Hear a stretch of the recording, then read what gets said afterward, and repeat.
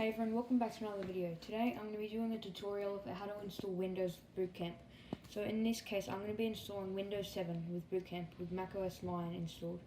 Well, this is due to because it's a really old MacBook and just runs Windows 7 and macOS Lion pretty fast. So the requirements that you need for this is a USB drive, a MacBook of course, you need internet and a Windows 7 ISO. You also need 32 gigabytes of available storage space. Alright, so the first step is to insert your USB drive, go into the disk utility, which is in Launchpad, Utilities, and then Disk Utility. Find your drive, hit Erase. Oh, by the way, if it just shows the name of the drive, just click, hit Command 2, and click on like the one that's above it. So like this one, SanDisk Ultra for me right now. So what you do, you want to format it as MS-DOS FAT and title it just like USB or something like that, and then hit Erase,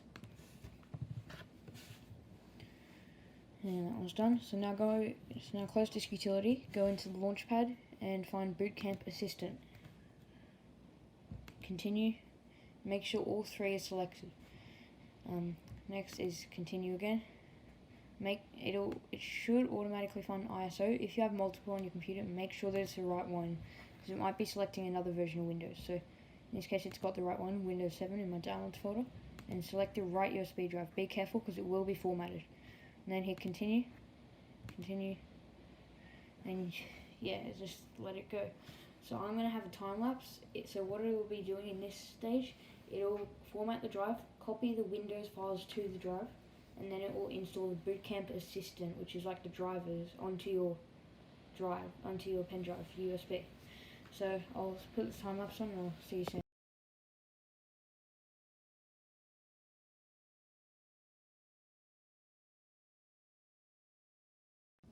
Alright, so I've finished copying the ISO and the Bootcamp drivers.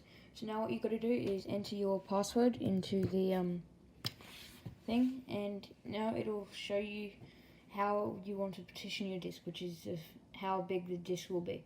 So because I have 128 gigs of storage and I'm probably not going to use too much on the Mac side, Windows needs more than 20 gigs I reckon. I'll make the partitions equal, so 60 gigs on both sides. Now you hit install, it'll partition the disk, and then it'll boot from your USB that has the installer file. So just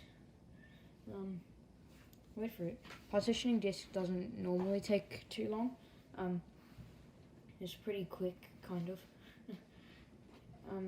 But by the way, you might not know exactly how to do it for now, so don't go out of this video, because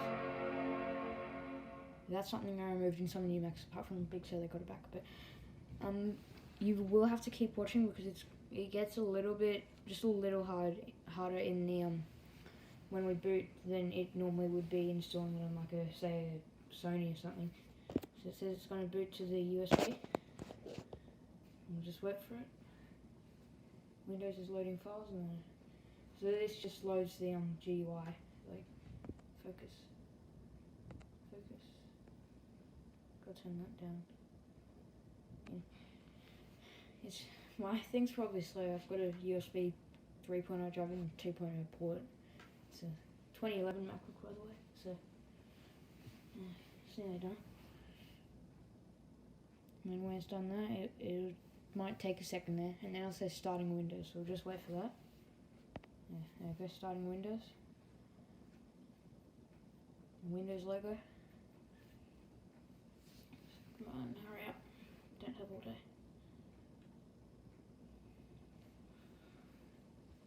And after this, come on.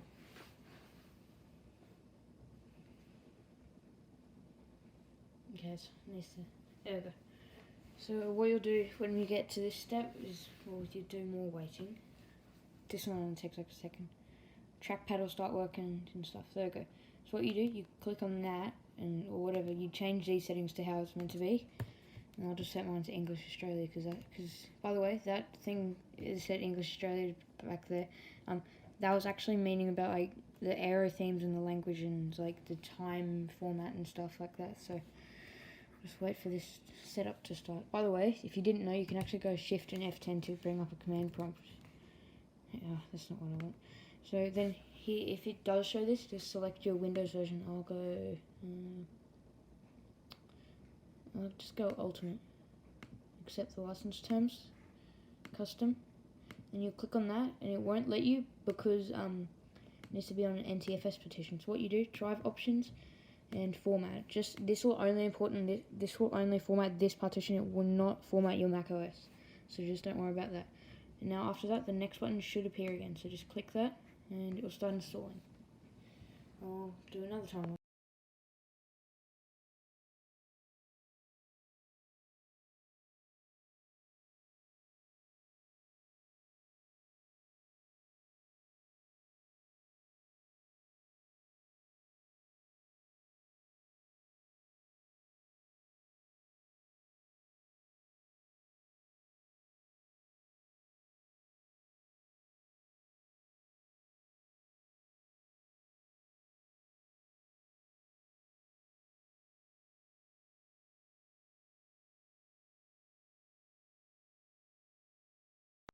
Alright, so the install is finished as you see, and now it's asking for a username and a computer name.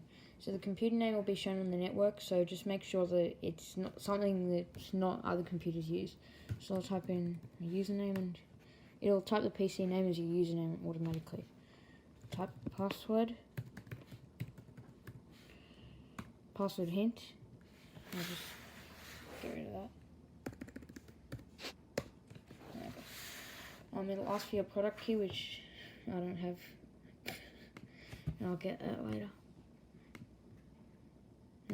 I'll select your date and time. I'll select mine. It'll automatically detect if your thing has daylight saving on it. What has daylight saving? No, don't think Perth does this. Adelaide? Yeah, it says daylight saving like for Adelaide, and for Brisbane it doesn't, and so we don't have daylight saving. So it'll finalize your settings, and then it'll log you in. For the first time, it'll prepare. Well, you may have noticed the screen resolution is low. That's because the Intel HD graphics drivers are not installed.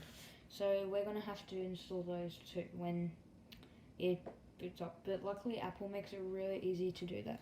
What you do, go into the File Explorer at the bottom, go to Computer or this PC, whatever.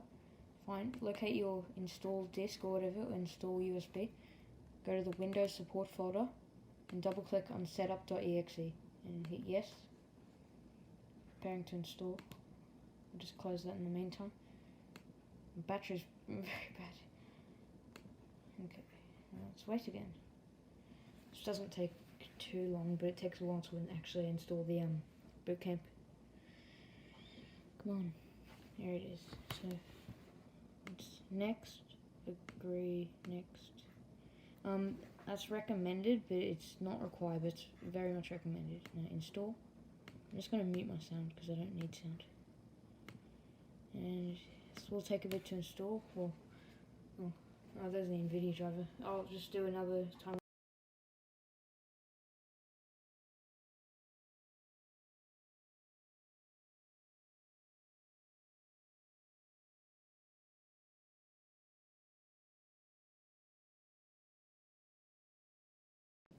Alright, it's all done now, and you can see that it's in the proper screen resolution right now, so we'll just log in here, and it might give us a login noise, I don't think so. Come on. Welcome.